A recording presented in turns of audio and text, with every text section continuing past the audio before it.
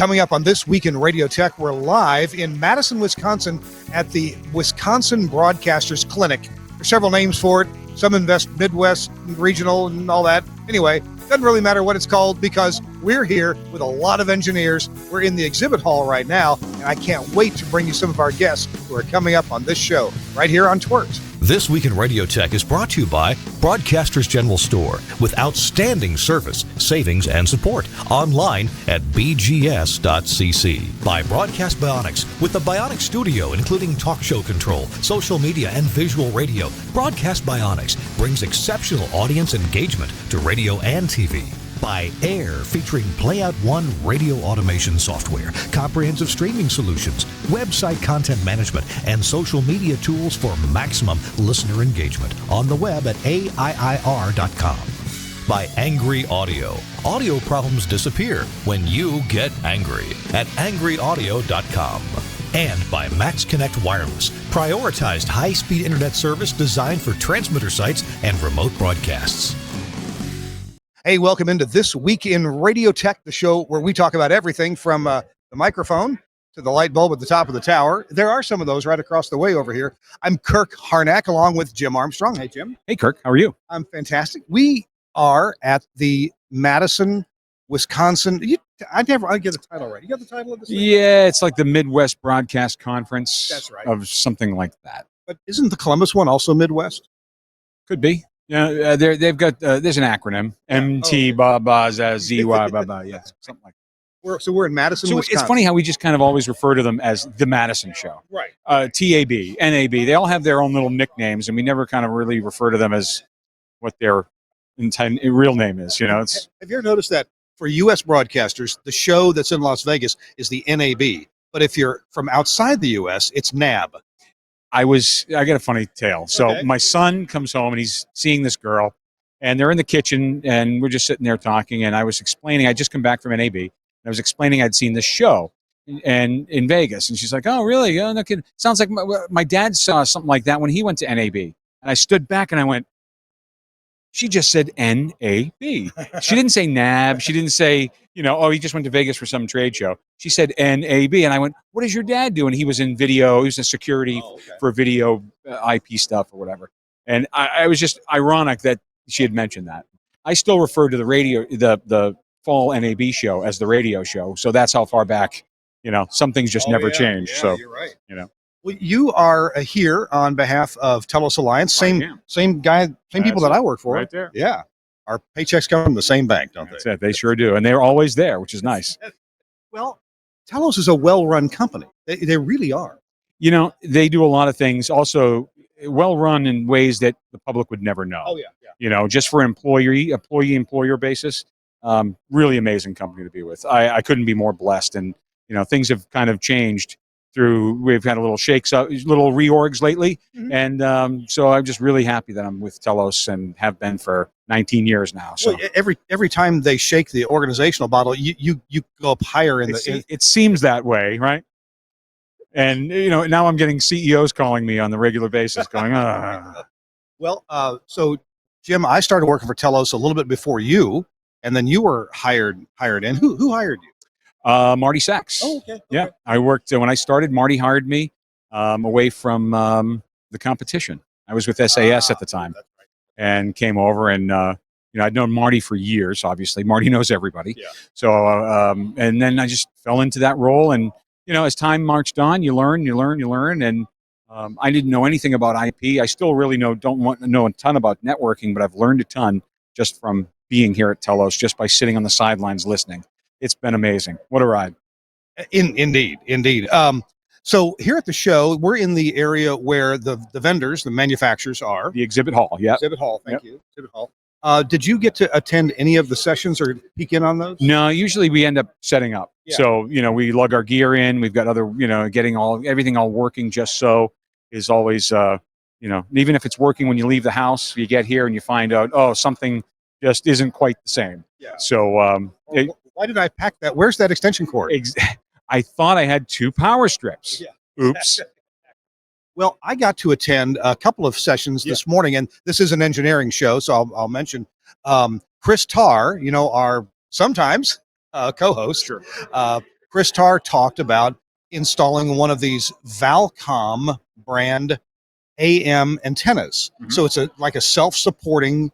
It's like a huge CB radio whip antenna, Okay. but it's huge. It's like 85 Is it like feet on tall. wheels or something like that? No, it bolts with a bunch of bolts to the ground, Mhm. and so he described that in pretty good detail about how they prepped the site, why they had to do it, how you actually lift the thing up, and then he talked about its performance, which isn't perfect, but it's really good and better than what they had with their old broken AM tower. Wow. Yeah, so That's pretty amazing. Chris does a nice job. He's really, obviously we're always friends. We're all on social media friends and all that. And you see him talking about getting ready to make all his. I'm working on my presentation. I'm getting ready for it, and you can see he just gets so conscientious about it and just wants to do such a great job and show off to the people here. He's a great guy. He is. He is. You gotta love him. The other presentation was from Dielectric. Okay. They were Dave. Is it Benko was talking about some of the really intricate design work that Dielectric is doing. They've been doing recently and are doing right now to improve FM transmitting antennas. And I thought everything had been invented, but apparently it hasn't. So Dielectric is doing some pretty remarkable things with master antennas to make them work better, to give you more gain with less downward radiation. Yeah. There's just a lot of things they're working on. Yeah, that's really fascinating that you can that there's still technology to be had Yeah. in RF, To be explored. right? Because we think that RF is being it is what it is. Right, Right? exactly. Spectrum is the spectrum, and physics are physics. And we think we know maybe everything or close to it, but no, they're finding out some cool things. So, Jim, I'm going to take our first break. Okay. And maybe you want to go wrangle our buddy, Mr. Kriegler. Oh, sure. Yeah, Sure. he's going to stop by. Maybe even I'll grab a couple other people. That'd be great. Awesome. Hey, our show this week in Radio Tech from Madison, Wisconsin, is brought to you in part by our friends at AIIR.com. They've got an online music scheduler that you need to check out. You need to think about moving to this scheduler, and here's why. If you're tired of dealing with clunky music scheduling software, well, meet AIR's music scheduler. It's powerful scheduling, it's simplified, and it's right in your browser. Nothing to install on your computer. And that means you can use it from any computer with a browser. That would be any computer. With drag and drop clocks and reusable templates, you can build a day's playlist or a whole month in literally moments. You can import your existing library, and it'll do that very well. Or you can start fresh if you want to and assign categories and commands and tempos and things like that. The cloud-based, not lightning-based, the cloud-based platform frees you up to schedule anywhere and literally anytime. So there's no installation, no headaches with that, no worrying about, do I have the right version on my laptop? Oh, I left my laptop somewhere. Oh, it's at the station. I've got to go down there to schedule next week's music.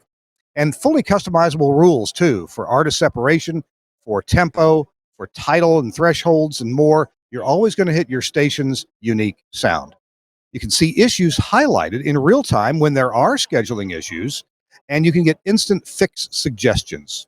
Click yes, yes, yes, or click no. I think I want to schedule maybe some Kiss right there, and you can export your logs really effortlessly into, of course, Playout 1 from AIR, but also into Wide Orbit, into Myriad, Play It Live, Station Playlist, and that list is growing. Make your request if you're not on the list. Try AIR Music Scheduler, and you can try it free right now through the end of September, so you've got about 2 weeks left. And after that, it's just $60 a month per station. So if you're ready to simplify your scheduling, visit AIIR.com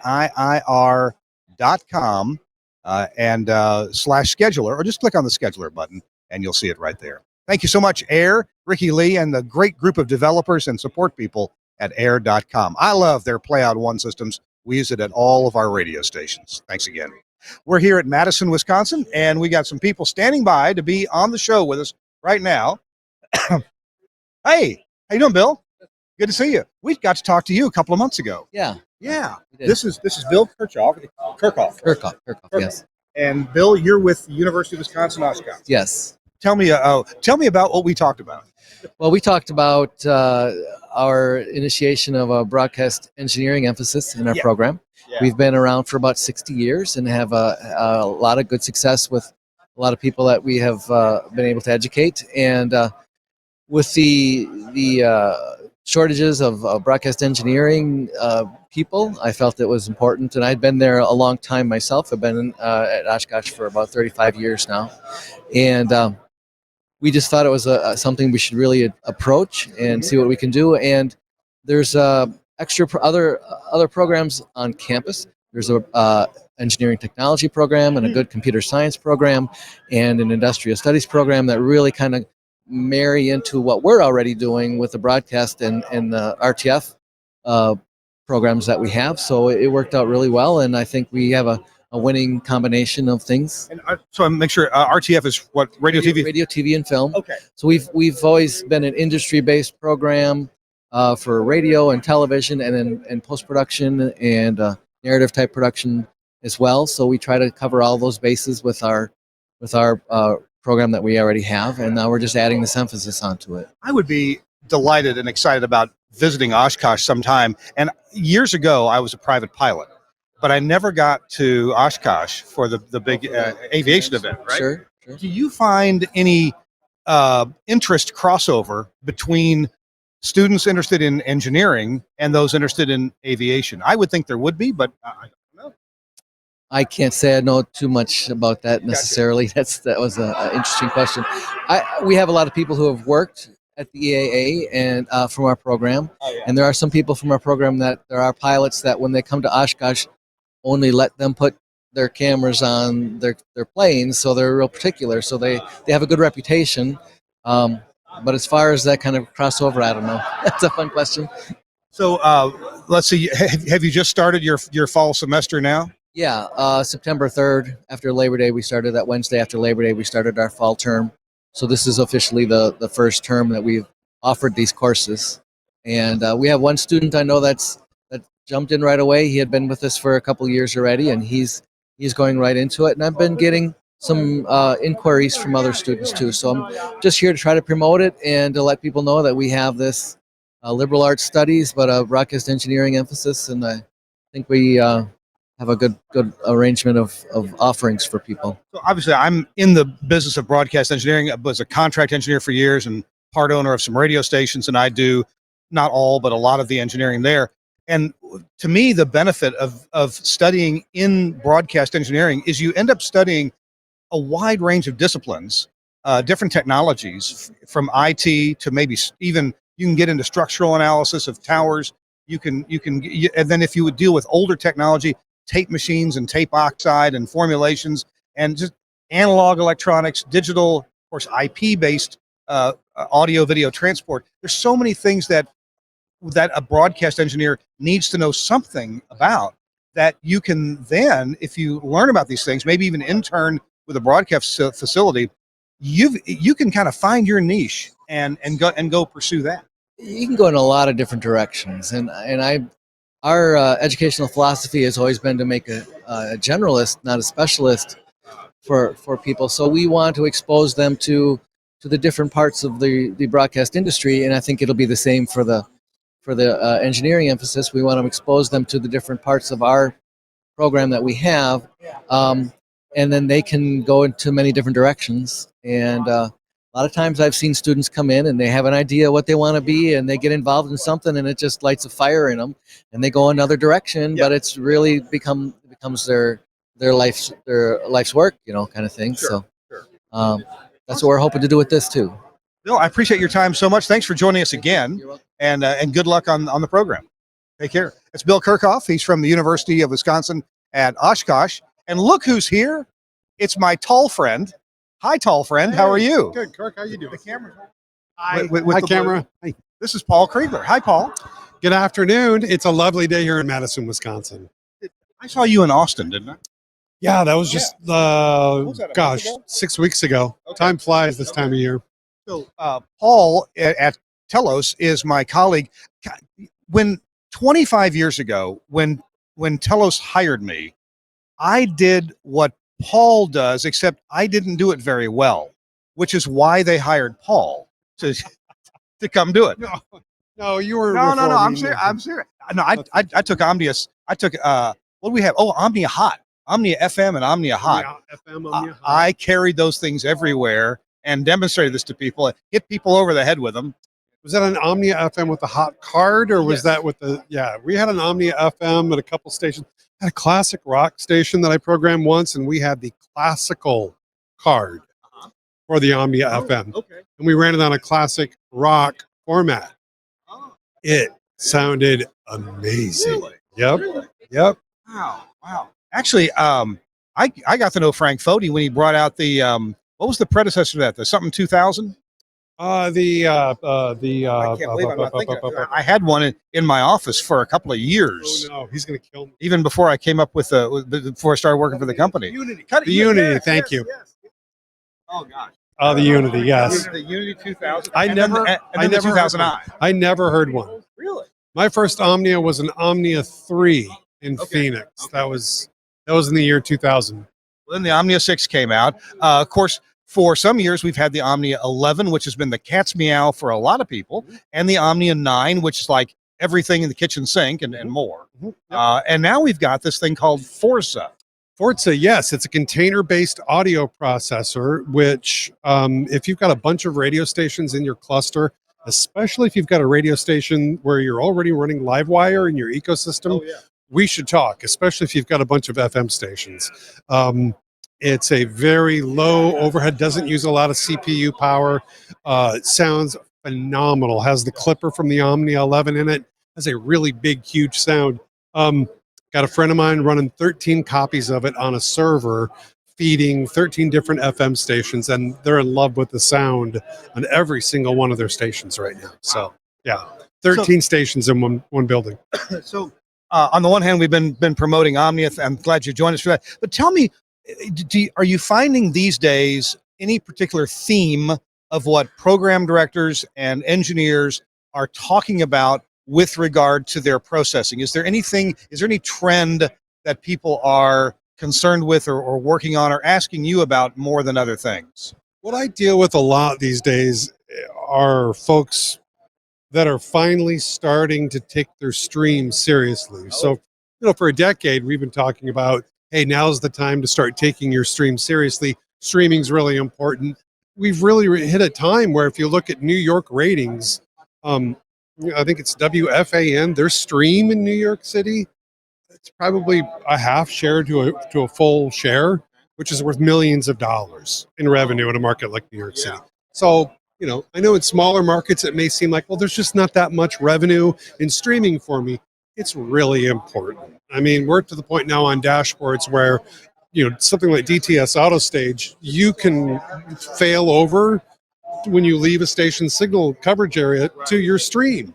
You can carry a radio station coast to coast these days with the right software on the dashboard. So here we are. That's kind of what I deal with. And the first thing that I suggest to somebody is go back to your streaming vendor and try to double your bit rate. If you're running 32 kilobits per second, try to get it up to 64 and go there, because that'll make a big difference too. Our software is great. I can make a station stream sound great, but more bit rate is always a good thing. For years, my stations have been doing HEAAC V2 at usually 56 or 64 kilobits. And, for entertainment quality, we're happy with that. And of course, it's preceded by Omnia processing. Do you feel that's a good place for people to be at a minimum? That's exactly what I recommend to people as a minimum is 64 AAC. Okay. Yep.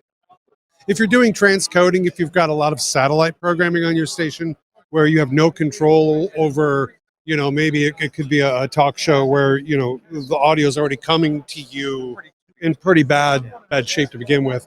I would recommend a higher bit rate for talk stations to try to keep, if you've got heavily coded audio, that might be a suggestion I would toss out. Oh, thank you so much, man. I appreciate you. Where are you off?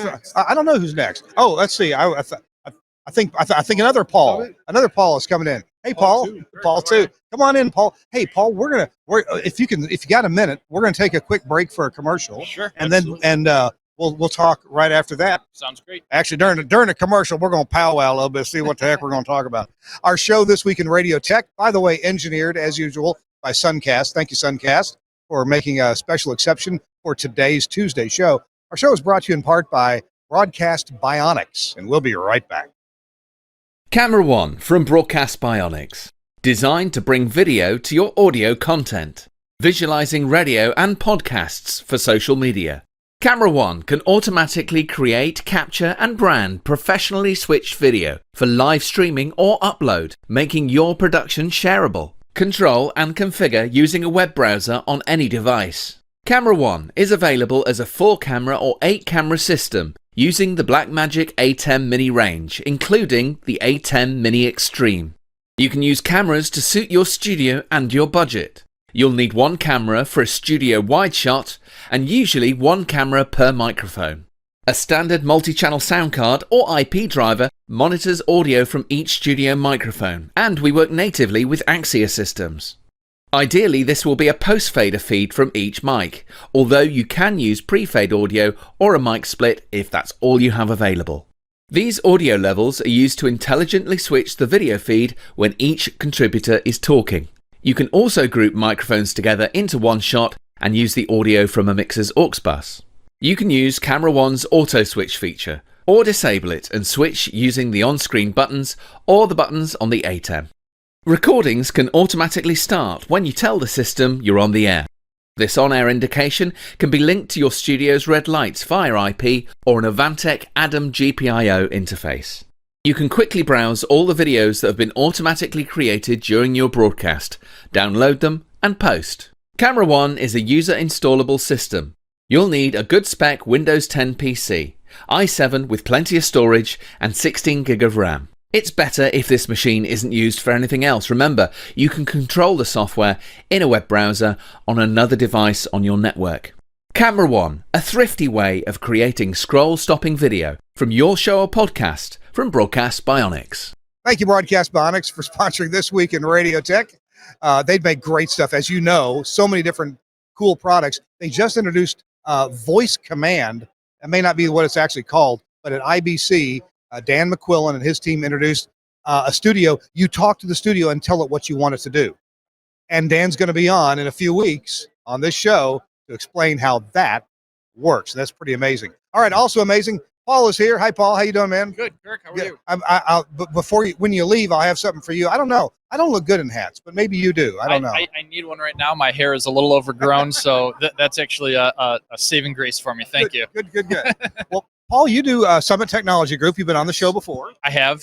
And you got something new. And we've got something new. It's a brand new product called TWiRT. It is the hardware gateway is this very small device. It's about 2.5 by 2.5 inches, and it is a web native platform, SNMP based remote control and monitoring. So it's going to integrate directly with any IP enabled transmitter that supports SNMP, any other studio or transmitter site gear that supports SNMP, and it also integrates with other remote control platforms. So if you have a Davicom, if you have a Burke, that's going to provide your hardware, your physical, I/O to a legacy transmitter or to, let's say, door contacts or smoke alarms or temperature sensors. And this is going to be that SNMP gateway back to our Tier 3 data center that's going to provide dashboarding for all of your sites. So you could put,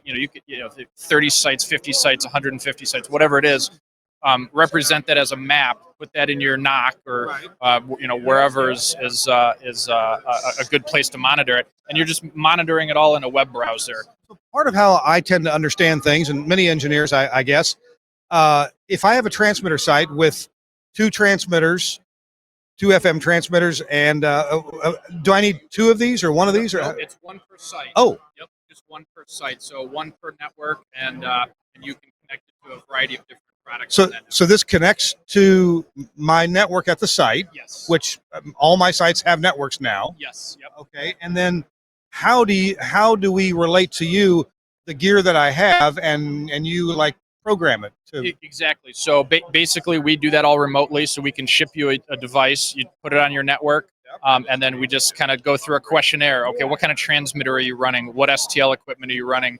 What other gear on the network do you want to monitor? We could do even UPSs, right? We'll give battery status when there's an unhealthy battery or a battery that's that's low, and we can handle all of that logic in this platform as well. So all we need is just go over sort of a questionnaire. What kind of transmitter do you have? What's the IP address of that transmitter? And so on and so forth. So it's something it's simple to integrate, because we're just shipping you a box and having you as the customer plug it in, and then we're handling all of the onboarding remotely. Help me understand something about SNMP. It seems like at a transmitter site in a technical facility, there are many appliances, if you will, nowadays that in their core they have Linux or maybe Windows running inside, and you may or may not be exposed to that as the user. And now, the manufacturer of what that box does at a broadcast level may not have done much in terms of SNMP, but certainly the operating system has SNMP hooks and things in it. What are some things that, if we're just talking about the SNMP available in an operating system, Yes. what sort of things can I monitor, look at, or determine the health of? Absolutely. That's all going to depend on what the BIOS allow for. But if the BIOS allow for either health of, you could look at, like, let's say, fan speed of a server, or health of a drive, things of that nature. In some cases, you can even send a command to it. So if that's some sort of restart or a shutdown command that can be done remotely, we can bring all of those hooks in. And SNMP is actually, it's a fantastic. You see it everywhere. I mean, people will recognize it, and a lot of broadcast engineers might say, "I've never really dipped my toe into that pool," but I've seen it on virtually every piece of broadcast gear that's been made in the past 10, 20 years. And it's really it's a fantastic option, because it doesn't require the two manufacturers to actually do any level of integration. It's kind of a universal translation, if you will. And so I guess you're very involved with examining the MIB Yes. of each piece of equipment. Exactly right. So in most cases, MIB files are so the MIB file is like that Rosetta Stone for that product. And in most cases, we'll just go out to the manufacturer's website or their support portal and just grab that MIB file. Some equipment has the MIB file built into it, so you can actually download it directly from whatever web interface. In rare cases, we have to create a support ticket with the manufacturer and ask for that to be sent. But it's all very simple and all very eloquent when it's implemented. And so I guess, are there also tower lighting systems that you can interface? Absolutely. So virtually every tower lighting system will have either SNMP or contact closures, or both. Yeah. With contact closures, again, we're using a physical device, say a Davicom, a Burke, something of that nature. Broadcast Tools makes some great products as well. And then those that do speak SNMP, all we need is hey, I've got a dial-light. This is the model number. Cool. We're gonna put that in there and configure it the way you need it. I know you guys at Summit do other things as well. Give us a couple of top 3 hits from Summit these days. Absolutely. So we've got TundraCast, which is our audio streaming platform for broadcast. It's built for broadcast from the very start. So it is a professional grade, but at a very suitable price point for both small market and large market. And a lot of public stations are interested in that product as well for audio streaming. And then our integration arm, we've been building studios and transmitter sites and just keeping extremely busy. I haven't been home in a couple of months, hence the haircut, and while I'll take the hat. So we're constantly on the road and building studios, maintaining studios and transmitter sites, and putting in new RF gear. So. Do you have a personal announcement? Do you want to say anything about that? I will, absolutely. I'll break it here first on the show. I was going to do it in my presentation tomorrow, but no, it's okay. So my girlfriend of going on 4 years now, Nicole, we vacationed 2 weeks ago, and I proposed to her, and so now we are officially engaged, and I couldn't be happier. So awesome. So she said yes. She said yes. Okay. Yep, absolutely. It was meant to be a surprise, but it's hard to plan. It's hard to get a ring onto an airplane without her noticing and all that kind of thing. So it was less of a surprise, but a wonderful trip, and yeah, we could not be happier. So Congratulations very much. Thank you. I appreciate Good luck to you. And we'll do a show about this. I'd like to see some screens and demos and things like that. It'd be my pleasure. All Thank you, right. Kirk. Paul, thank you so much for being with us from Summit Technology. Thank you. Appreciate you. I'm Kirk Harnack here at This Week in Radio Tech at the Madison Broadcasters Clinic, is what a lot of folks call it. And we got a couple people who were waiting to pop by and say hi. And they've all gotten into conversations right now. So not sure if we're going to take a break just yet or what. Yeah, the clinic here is, there's Mr. Young. He's going to be on his way.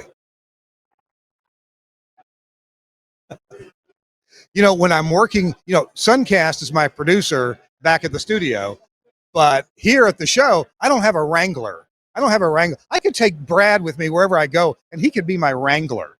How you doing, man? I'm doing great. Thank you so much for having me over, and it's good to see you again, and great to live now in the same city that you do. Oh, that's right. I got to introduce you well first. Brad Young, I've known you since what year was that we met? 87? 86? Well, it was 1986, 86. and I'll tell you how it. Has it been 40 years? Yeah, it's going to be 40 years. I'll tell you how it happened. I went for an interview at Pollock Broadcasting to be the program director and afternoon personality. Uh-huh. And Bill Pollock shows up, and who else is there but Kirk Harnack? And Kirk interviewed me as well for the position. What do you know about playing 2 songs in a row? Yeah, Like I knew what I was talking yeah. What do you know about 2 for Tuesday? Yeah. So anyway, or Triple Shot Thursday, as the case may be. So Kirk and I really hit it off at the time. Uh-huh. It was absolutely a fantastic opportunity to get myself catapulted into a bigger market in Memphis. Memphis, And, yeah, and Kirk and I have been friends since. So it's great to be on TWiRT today, and talking a little bit about what's going on. That was one of those stations where a driving force, Bill Pollock, Yes. brought some people together to make his own dream come true, which was to take not even a suburb, not even a bedroom community, but an FM station kind of far out of Memphis, and turn it into a pretty much Memphis radio station. And it was just a little hometown AM/FM combo. He left the FM in Osceola, Arkansas, and we moved the FM. We moved it to Frenchman's Bayou, Arkansas, and the tower, and it would hit not all of Memphis, but a lot of Memphis. Yeah, enough to where we dislodged the rock competitor and drove them crazy because we were so scrappy. Yes, Yeah, I mean, I can remember nights when, I'd still be up there at 10 o'clock at night, and Kirk would walk in my office like, "You're still here?"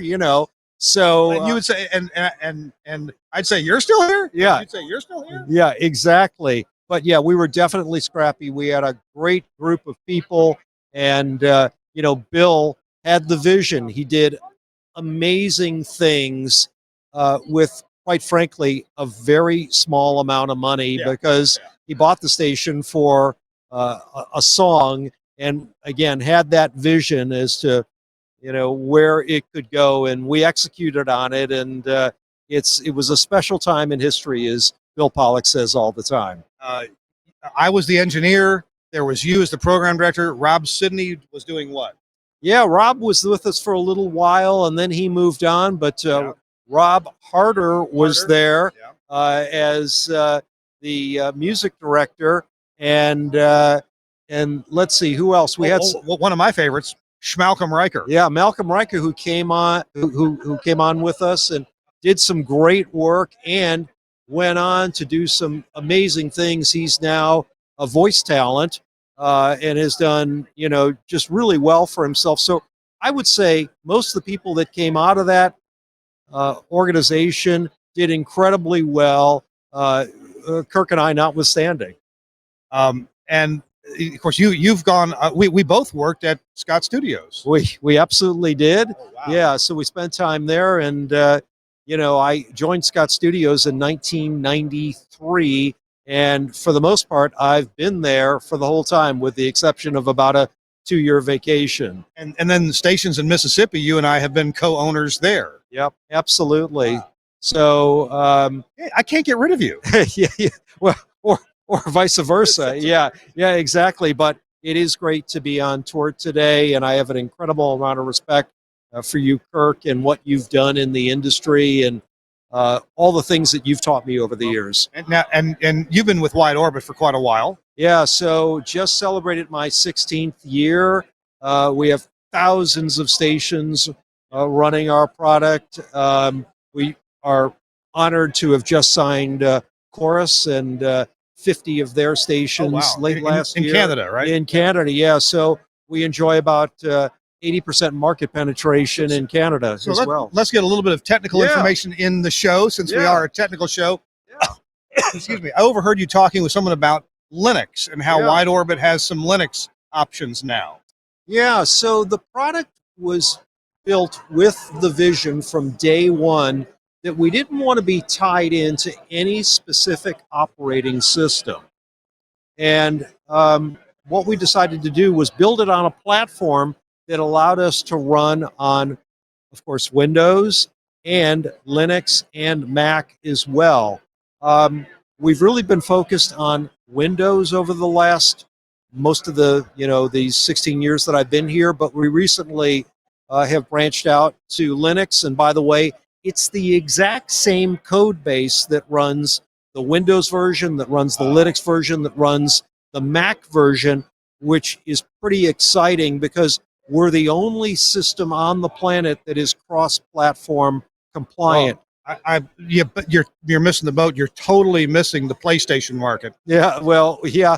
And we actually are doing some pretty exciting things as well that we're going to be revealing to the industry in the coming months. So can't talk too much about that immediately. But yes, Linux definitely is a thing for us. And the great thing about Linux is, just to talk a little bit about that, is no licensing fees, hardened against ransomware attacks, which of course we all know somebody who's been hit by a ransomware attack. That's pretty exciting. And the fact is you can run your hardware much longer on a Linux system than you can on a Windows system, because of the fact that Linux has such a small footprint in terms of what it needs to run. So we're excited about Linux. We're excited about running on any operating system. Well, I'll get my Nintendo Switch out and we'll go to town with a new radio station. Absolutely. Brad, we gotta let you go, man. Thank you so much. I appreciate you being here. Good to see you. Brad is now a neighbor. He and his wife have moved into the Nashville area, so you're coming over for dinner sometime in October, right? We're looking forward to it. All right, good deal. Hey, I got one request. Yes. I got to do a live commercial, and I need another guest. You think you can find me somebody? I don't know. We'll see who we can find. Let's see. Or ask Keith to help you out. Keith. You're the guest on the. No, sure, that'd be fine. We're gonna do a quick commercial right now. Thanks, Brad. I appreciate you. You had somebody in your booth. I think I got rid of them for you. Our show This Week in Radio Tech is brought to you in part by Max Connect. Football season is back. High school, college, or pro. Make sure your listeners don't miss a second of the action. With Max Connect Wireless, broadcasters are staying connected in the moments that matter the most, whether you're on the sidelines or in the press box or at the transmitter site. Max Connect delivers prioritized LTE service and is designed for broadcast remotes and mission-critical links. Existing customers, hey, if you're already a Max Connect customer, renew your Max Connect subscription today. Just email or call support. You can call them at 205-582-3926. That number should be on your information as well that you have with your Max Connect product. New to Max Connect? Well, welcome to the broadcast industry's secret weapon. For live remotes, service is available on all 3 major carriers in the U.S., plus 1 in Canada, with static IP addresses, no throttling of your data, no port blocking, and no long-term contracts. The hardware is provided to you, and plans start as low as $69 a month. You can even pool your data across multiple subscriptions if that's helpful to you. Reliable internet almost anywhere broadcasters need it. Connect a codec and off you go. Max Connect Wireless. Learn more at maxconnect.com. That's maxconnect.com. Check them out, and you'll be very glad you did. And I'm going to now, we're going to talk about our friends at Angry Audio. I just was talking to Mike Dosh, the CEO, owner of Angry Audio, a couple days ago, and they've got some cool things in the works. But what I want to talk to you about right now is their headphone amplifiers. They have a line of headphone amplifiers. You may think, headphone, you know, yeah, sure. But their headphone amplifiers are pretty special, and they've got different models for different purposes. There's the headphone gizmo. That's the one that sometimes I talk about. It's got the smooth, rounded edges on it that you won't snag your pantyhose on the headphone gizmo. There's the guest gizmo, and I've installed a bunch of these here in the last couple of years at my radio stations. It's great for giving guests the control they want of their headphone volume, and you can also give them an on-off or a mute button there if you want to wire that up. There's also the headphone processor. It's the Chameleon C3. That's the headphone processor, the Chameleon C3, and it makes you sound really good and processed in your headphones. And there's also the headphone disconnector. So this is the thing that you need to keep your talent, or your lack of talent, from pulling the headphone jack off of the cable, because it has a magnetic disconnect, kind of like an Apple MagSafe connector.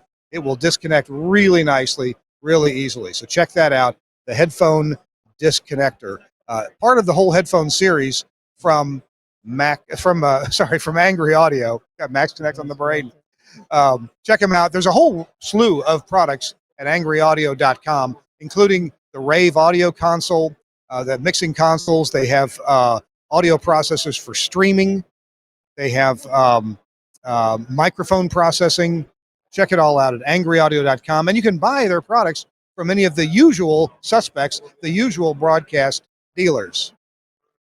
All right, Kirk Harnack here at Madison, Wisconsin. At the this is really a lively room right now, isn't it? Oh yeah, this is the show. I'm here with Keith. Hi, Keith. How you doing, Kirk? Say your last name for me. Keith Paglia. Paglia. You do pronounce the G. Yeah, we don't go with the pow. Yeah, we have relatives that do, but Either way, I pronounce the G. Yes. So you have been a friend of our show for a long time yes, with yes. Sprite Media. Yes, and we are glad to be here with you, Kirk. The show wouldn't be the same without you. And anyone that's been to this WBA clinic knows, you know. People come from across the United States to be here, and it's just always extra special. So I see you wandering around the hall quite a bit. Oh, yeah. You see a lot of old friends here? Yeah, and I'm going to say a lot of them, if not all of them, were made at this show. Friendships in this and NAB can sometimes be the only time I'll see some of the guys all year, or they may pass through and a handful of them stay at the house, you know. But it's always exciting to be here, and we appreciate the opportunity to. Did you get to sit on any of the sessions yet? No, I have not. Okay. I actually was glued to our booth here and enjoyed every minute of it. It was like just terrific, you know. Now, you work with the guys at Sprite Media. Yes. And we're a new customer of Sprite Media in Samoa. Yes. And our Pago and in Maui. In Maui, we are. And it's in fact, Jeff, our owner, was saying, you know, we're not selling on the mainland. We're just busy everywhere else, from islands to, you know, and we just love it, and we're happy and excited. Shipping was an issue getting to Pago.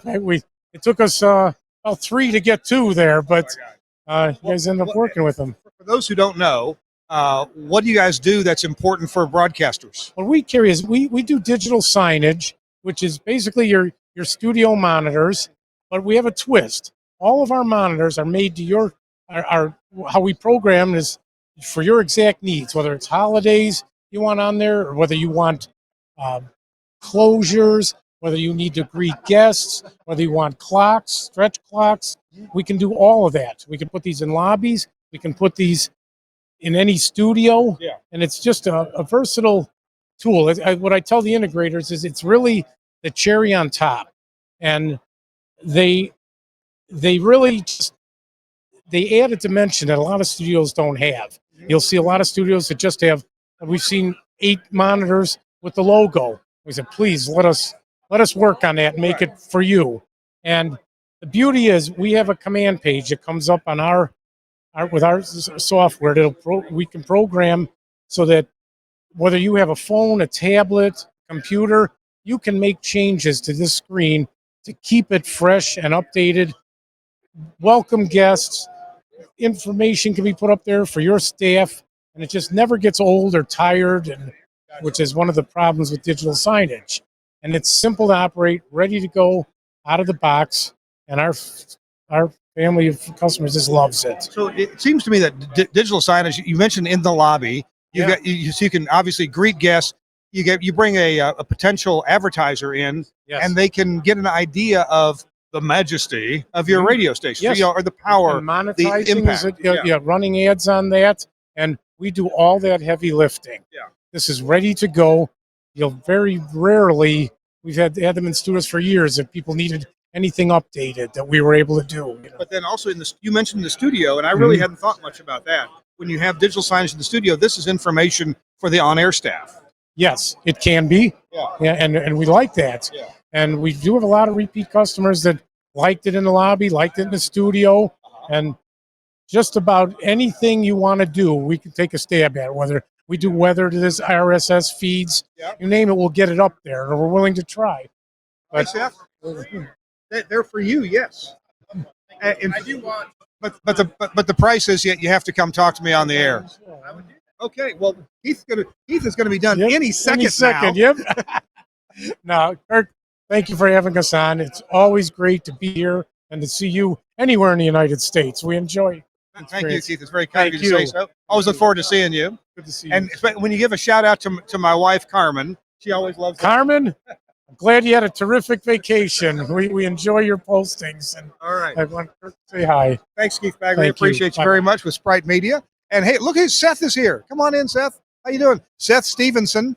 Saw you today in the meeting hall. Yeah, sorry, I didn't know you were on air. We're on air. We're doing the This Week in Radio Tech podcast. Oh, cool. Yeah. That's favorite, and I've watched it several times. So I didn't know that. Here, let's step up closer and get in the camera better. I didn't realize that you and I at least lived in one state apart from each other. You were in Kentucky for a while. Yes, yeah. In fact, my family's still there. So, but now you are up in this area? Yeah. So I'm in Minneapolis now, training with Northwestern for engineering. So, Gotcha. But tell me about your job, what you're doing in engineering wise. Yeah. So I just started. Actually, it's my 3rd week. So I'm in the intern program. Okay. So just starting. Like I said, I was in radio, so I know some of the concepts, but just starting to get into the engineering side. And have you been more on programming and on air side? I did operations, and then I did was a general manager for a little bit in Kentucky. So what has struck your interest in the engineering side of things? Well, when I was in operations, I kind of interfaced with engineering and found that I really liked that and piqued my interest. So I thought, well, it's something that I might just take the plunge and become, full scale. Yeah, I think this is one of the best engineers come from a multifaceted background.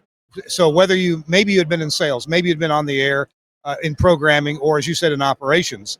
And when you get into engineering and you start realizing what you can do, what you can't do, what's easy to do, what's going to help the station, that, hey, I can turn that around in half a day. I can make that happen for you.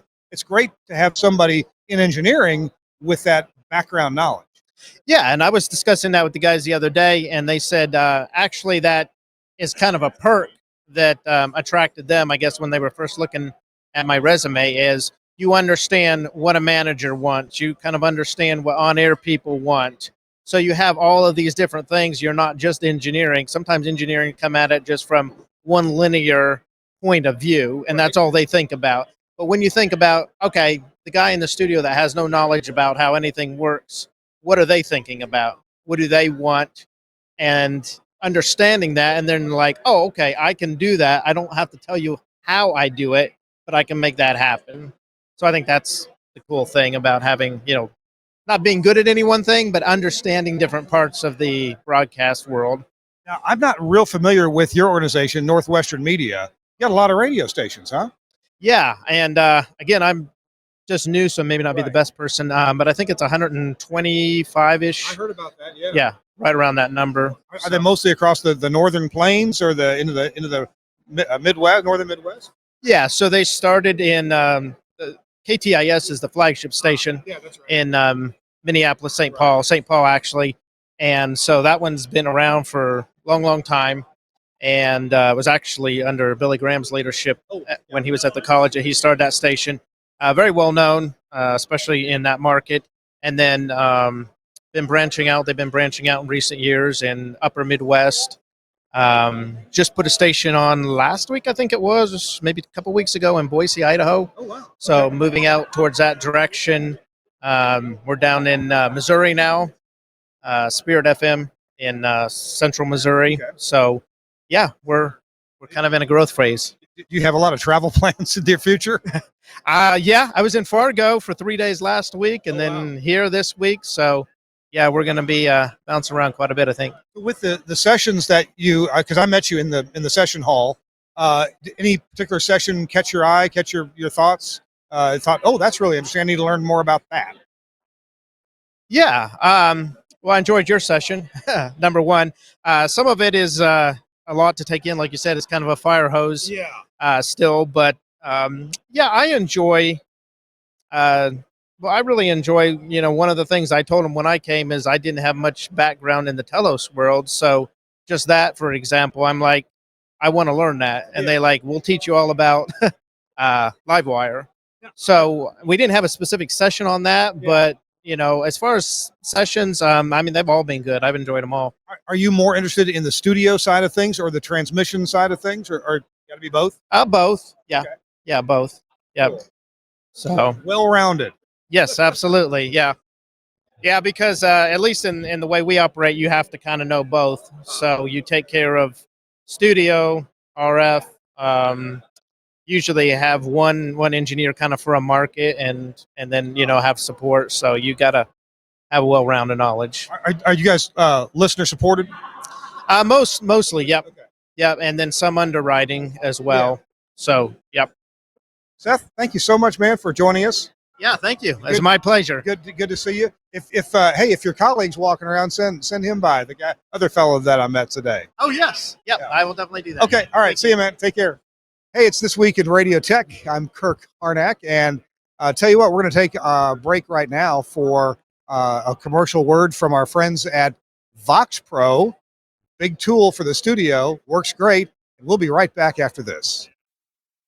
Hey, what's happening? St. John here, coming to you from Command Central, and wanted to tell you about the absolute best partner you can have in radio. I'm talking about, boom, Wheatstone's Vox Pro. Now, a lot of folks have used previous versions of Vox Pro, all awesome, but I want to tell you about some of my favorite new features in 7. And for folks who've never used Vox Pro before, I'm about to tell you why it's an absolute game changer and essential for really fast-paced multi-element radio. Lots of different audio software out there. Why Vox Pro? Because it was designed for radio. It's the only software designed to do what we needed to do, which is record, edit, playback in real time. When I say lightning fast, I'm going to show you how fast you can edit stuff up in Vox Pro right now. So literally 3 clicks on the controller, mark left, mark right, everything that gets marked, you hit delete, it goes away. It's literally that fast. So we're going to take this part right here. Boom. From caller 9 to him saying, I'm ready. Ready for that secret sound. Boom. All of that stuff, hit delete, it goes away. Here's your edit. You are tackling secret sound caller 9. I'm ready, St. John.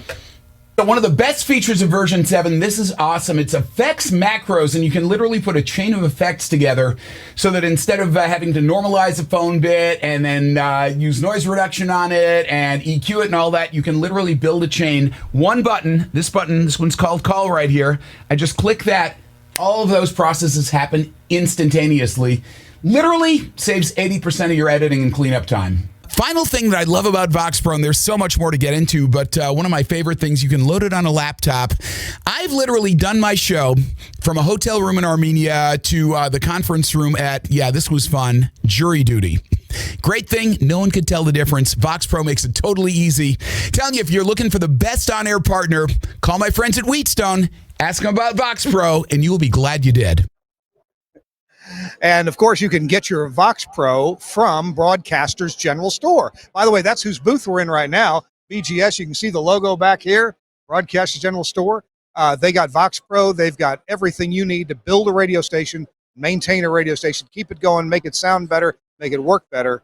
And they're on the website is bgs.cc, bgs.cc. And I want to thank Dave Kirsten. Thank you, Dave. Where'd he go? He left. Dave Kirsten for letting us be in the booth here at Broadcasters General Store, chewing up their electricity and their Wi-Fi. So I appreciate that. All right, we have Earl Sondriel. Hi, Earl. Hi, Kirk. How are you? I'm fantastic, and man, I'm such a fan. Yeah.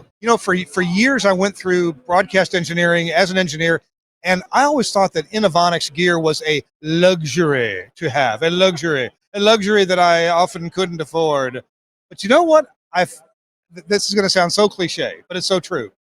I've learned that I can't afford to be without it, because you guys make some stuff that's so invaluable. Well, it's just terrific. Thank you. And I got my favorite lately is your Sophia 568. Yes.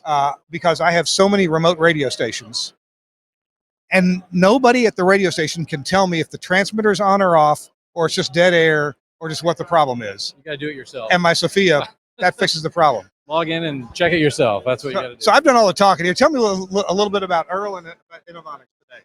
Well, Inovonics has been in business since 1972. One of our taglines is "Better Radio since 1972." So, the founder was Jim Wood, currently being run by Ben Barber, which everybody knows. He's a icon in the industry. I've been with the company for about a year, and I'm currently doing sales and marketing. So, I'm still getting my feet wet on the engineering side. What are engineers asking about these days? What are they interested in? What's kind of hot these days? What's answering their call? Well, one of the things that a lot of them come by with their wish list for is for our FM modulators, our mod monitors. Yeah, the HD mod monitor 551 has been one of our big movers lately. I don't know. I've been reading a lot about AI in broadcast, so I've been kind of curious about how how most of the broadcasters are seeing that flesh out. But anyway, we're plugging away. So you guys, you've made RDS encoders for years. People love those. Streaming encoders and then monitors. Monitors are so important these days. Yes, for sure. It seems like I hate to say it, but at my little stations, we can have a stream. Well, actually, I get notified of the streams being down, but we can have a station off the air for 6 hours, and finally somebody will call and let me know. Well, that's why we've got SNMP. We've got a lot of alerts and monitors and alarms, and people need to set them up. I find a lot of people forget to set them up, or they don't bother, and they do. You can find out right away. We've got a couple of stations of mine that do HD in Oxford, Mississippi, and in Maui, and I love your monitors that really let me know the health of my HD signals really quickly and accurately. True. Yeah, one of the things we just recently did was kind of a co-project with Gates Air, where we've done the HD to FM timing alignment. Oh yeah. So we now send information directly to some of the Gates Air exporters, and they wrote stuff on their side to take that data and keep the FM and HD in alignment. That's been a real big news item for us lately.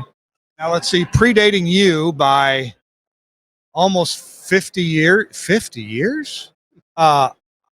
Early in my broadcast career, I bought your Inovonics MAP 2 AM processor. That had to be about 1981 or 2. I was graduating high school, so you're doing it early. Yeah. Been early. I graduated high school, and then I was going to go to college, and then I got a job as a general manager of a radio station. So I thought, okay, why go to college? There you go. I went to college later, but yeah, awesome. Wow, that was a long time. Yep. So, anything else? Did you have any announcements at IBC, or do you have anything coming up we need to know about? We don't have anything to present at the moment. We've got some things in the works, but we're not really talking about them yet. But there's some good stuff happening, so for sure. Well, my company, Telos, is the same way. We got to keep a few things under wraps, keep them guessing. Yep. Earl, I appreciate your time so much. Please, thank you for seeing us, and I appreciate your sponsorship of the show through BGS. There you go. Thanks very kindly. Thanks. All right, send Bob Goff over. Hey, Bob. All right, Bob. Good to see you. Bob Goff, man. Karnak, how are you? I'm fantastic. I'm great. I always smile when I see you. Why do you make people smile? People tell me it's it's because I look like George Wendt. Yeah, because they tell me, "Oh, Norm." No, but really, I don't know why. I'm just I love being in broadcasting. Love TWiRT. One of my favorite things to sit down and watch every single week. This is an honor for me. So, well, look, I have a hat for you. Oh, well, thank you. Just for saying that nice thing. Well, there we go. Here you go, everybody. So what's been on your plate, engineering wise or operations wise? We just flipped on our HD transmitter. Oh. We are going with we're actually going to go 4 channels HD. We have 2 of them leased out to some local nonprofits. Oh. One of them is going to be programmed by us, and then I've got the station that I'm on, Wisconsin 106, WCWI in Adams, Wisconsin. I'm the morning host. I'm the general manager. I do sales, engineering. I do a little bit of everything. Well, you must be tired. Not really. I've been doing this for 46 years. I've been in broadcasting. Had you put any HDs on the air before this? No, this is my very first. Okay, so my first experience with HD happened about 2 years ago. Mm-hmm. I had helped many stations with their HD processing, but I had never, working for Omnia, Right. but I had never done the HD part myself. So I learned a lot a couple of years ago, and we put it more on in Maui a few months ago. Yeah. Tell me, what was your experience like, or maybe what was the most surprising thing about the technology? The best thing so far has been we bought one of the new Nautils, the GB2, where basically they install it. Everything's all built in the box. Yeah. So that's been the best part of the whole thing is we don't have to piece everything together. Now all it is now is building out the next studio and getting it up and running. Do you feed that Nautel with AES-EBU or Livewire or Livewire? Really? You betcha. So one cable takes all the feeds in there. You bet. Wow. And It's great. Is the processor built in the transmitter? Processors in the transmitter. You got that? RDS is in the transmitter. Holy cow. It's all there. Wow. So it's great. It's one of the best decisions we made. We had an old Nautel that was starting to age out. Yeah. We knew we needed to replace it. We're keeping it as our backup. Yeah. So we won't have the HD if we need to use it as a backup, but it's there, ready for us to use. In fact, our guys from Optimized Media Group just got done putting us on the air. Okay. So that they helped you out with that? Yes, they did. Okay. Jim Gray? Jim Gray and the Alex Hartman and all the guys over there. They are some good people. They certainly are. I've known Jim and Alex for a long, long time now. They've helped me with the station I've been at I've been there for 14 years. They've been there for 15. Yeah. So. Yeah. All right. Well, we're about to draw the show to a close, and I warned you that I was going to need a tip of the week. Yes. To send engineers away with, with a little vision of something good in their head. And I have the perfect tip of the week. Okay. My tip is this. My tip is if you do not attend the Broadcasters Clinic here in Wisconsin, like we have right now, you're missing out. You get some of the greatest speakers in the business, both in TV and in radio. It's a great little conference. We're in the midst of the exhibition hall right now. It's just a great time for fellow engineers to get together, compare notes, and just have a great time. So put it on your calendar. Next year, it'll be the 15th and 16th of June, and it'll be right here at the same place. June? Yes. Not September. Excuse me. Okay. September. Excuse me. All right. Sorry. So adjust my calendar. Should be the same dates. Or very close to them. Yeah. So yeah. So that's awesome. Good stuff. Thank you. And appreciate hearing about the HD and your experience putting that on the. Yeah, it's been a lot of fun. I'm looking forward to more fun with it. So wait till they hear the format we've got planned for HD too. Okay. All right. Should we be worried? No, not at all. Okay. You'll be happy. It'll make you smile. Okay. All right. Good. Bob Goff, thanks very much. Sure, thank you. Appreciate you. Bye, guys. Big thanks to our friends at Broadcasters General Store for use of the booth, and thanks to you for tuning in and watching This Week in Radio Tech. I love bringing this show to you. I hope it's worthwhile and worth your time. We try to have fun and learn something at the same time. I try to learn things too, because I sure don't know everything. And it's good to hear from people who are actually out there doing the work. Big thanks to Suncast for producing today's show as usual. And we've got another great show for you next week. It'll be on Thursday next week. So thanks for joining us for that and every Thursday here on This Week in Radio Tech. Bye-bye.